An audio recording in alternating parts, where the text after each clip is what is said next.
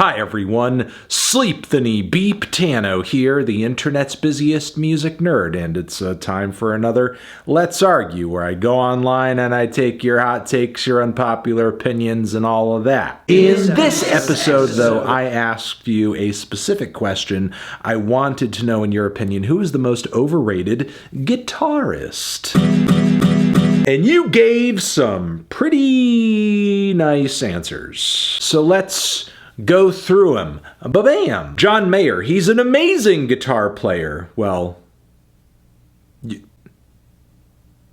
you kind of just win against the prompt right there. He's an amazing guitar player, but he's only occasionally an amazing songwriter. He doesn't always use his virtuosity to his full potential, so on and so forth. No, I agree, but here's the thing. John Mayer is a very, very good guitar player, and when I've seen him really jam and solo, he's quite tasteful with it. If anything, I think he's a little underrated as a guitar player because he doesn't tend, as you say here, which is true, pull that flash out in his recordings, because ultimately, while John Mayer is a very good player, I think he would much rather, sort of be known as a pop songwriter than, a guitar player who can really play and really jam, because, there's kind of a limited market for that sort of thing. And if you really want to reach the upper echelons of that kind of entertainment market, you've just got to be playing ridiculously fast, flashy shit that impresses people that don't know that much about guitar to begin with. So a lot of the time, I think John Mayer kind of hides his power level because, again, he'd much rather just be a pop guy. Santana, proof at 234. Santana? Overrated? I mean, I'm not much for his, more commercial stuff, but I love his prog shit from the 70s, and he certainly got some great chops on those records.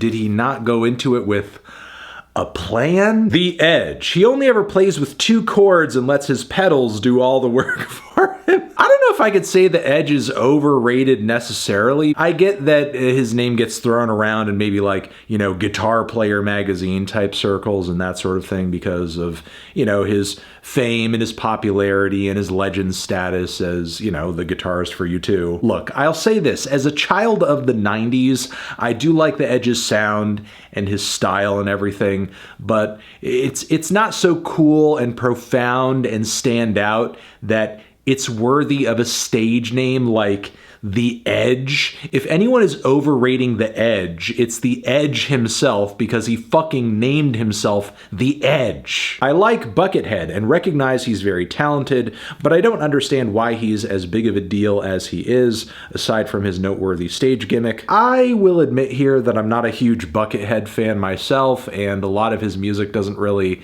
speak to me, but he does bring at least a certain level of talent and technicality and flash to, more experimental, underground, kind of eccentric and lo-fi spaces, and there is something to be said for that. And I do think his playing style does kind of, live up to the whole look and gimmick here that you point to. It's a little theatrics, but it's not like he's putting on this whole costume to sound like The Edge. Not even a real guitarist, SMH. No, leave Noodle alone. Leave Noodle out of this. We got so many of these. Easy, Clapton. Cream was great and innovative for the time, but giving Clapton all the credit takes away from what Baker and Bruce brought. That is true. Bruce is an excellent bassist. Plus, his solo stuff is mostly bland dad rock. Layla still slaps, though. Eric Clapton, he stole blues licks and wasn't even the best guitarist of his time. A lot of people around that time were stealing blues licks. Clapton is not alone in that, but a fair point on not being the best of his time. Cream was carried by Ginger Baker and Jack Bruce. His better selling songs aren't even written by him. Ouch. Brought nothing to the table in terms of pantheon of guitar as a whole. He is the Elvis of guitar. I don't even know what to add. Eric Clapton is certainly an above average guitarist. He's a talented guitarist. I enjoy some Cream myself. And, when you move beyond Cream, I just think there is, less and less to dive into as far as Eric Clapton's music generally, outside of like some hits and Derek and the Dominoes. And, again, while that stuff is good, that does not the greatest guitarist of all time make. Like when you consider how long Eric Clapton's been around and, how little heat the discog has overall and how much his new shit sucks. Van Halen, his entire legacy is based on Eruption, which everyone can learn to play after a few days of practice. Every other song is just ska chords. I don't agree. I think Van Halen, as far as like 80s hard rock guitarists go, is pretty good. I certainly enjoy him more than Slash. He also provided that amazing, guitar solo for Michael Jackson as well for free. I think he was a good player, sure. The pentatonic licks and everything. I get it. I understand. It is a little bit, speed and flash over substance, but as far as like this sort of stuff goes, it's fun. Frank Zappa playing more notes doesn't make it sound better.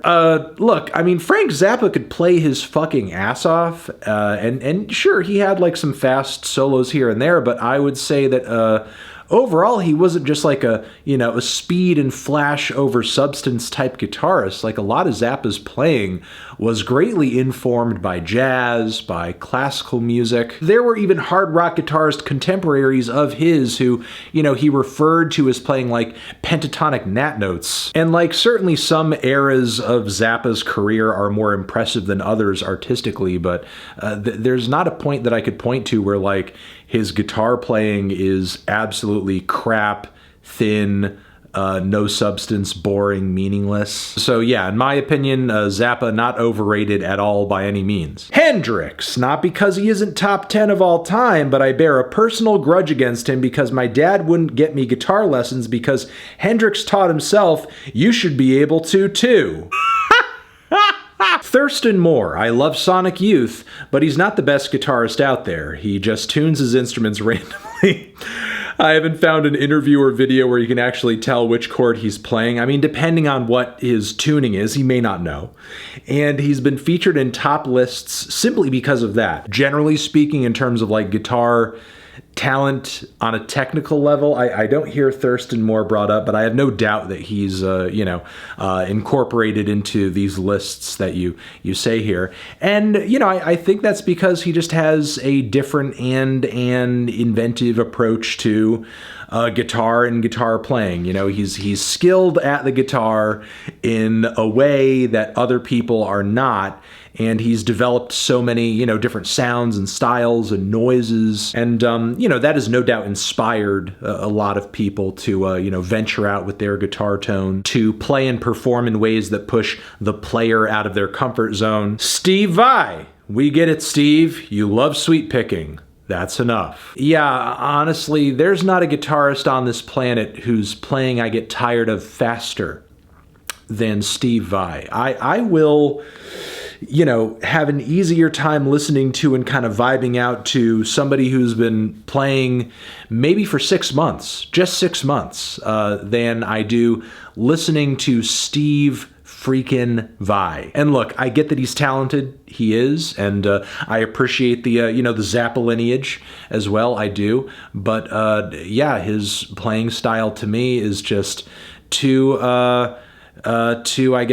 primped. It's annoying. It's just too flashy. There's not a whole lot there, in my opinion. Dave Mustaine. Man thinks that Metallica would have been bigger than the Beatles if they had kept him. LMAO. He's pretty great at writing riffs, but his solos are so samey. I don't disagree about the solos, but I don't think Dave Mustaine's a bad guitarist. He's a total idiot and an asshole by all accounts, but I don't knock on his chops as a guitarist. KK Slider, his aura mocks me. Steep Hill slaps though. Man, KK Slider's trash. Screw KK Slider. Who wants to listen to KK Slider? Meep mop moop.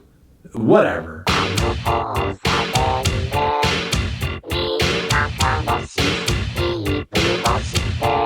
All right, that's it. Cool, awesome, amazing. Let's argue in the can. Over here next to my head, it's another video you can check out. Hit that up or the link to subscribe to the channel. Hit that upworthy link, y'all. And I'll see you in the next one. Anthony Fantano, argue forever.